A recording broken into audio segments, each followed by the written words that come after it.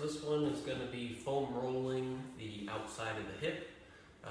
What you can do, you can use any foam roller you want, whether it has knobs on it, whether it's spherical, whatever you want, just whatever you feel like you can use to reasonably comfortably.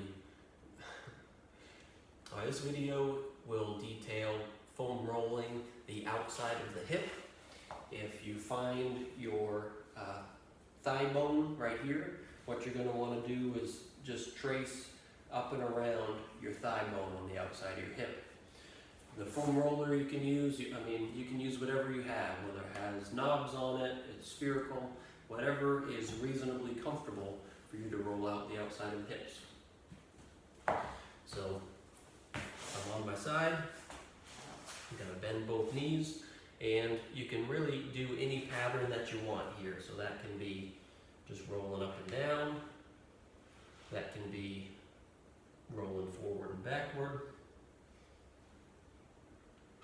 that can be just hanging out in one spot if you feel like you got working out a good knot there.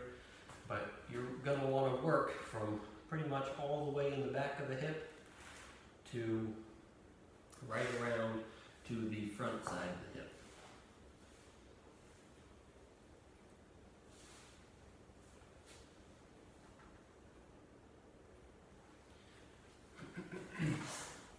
Spend about 2 to 3 minutes on each side, just working through those hip muscles, spending a little bit of time wherever you feel like you have some knots, and try to stay as relaxed as possible as you're on the foam roller.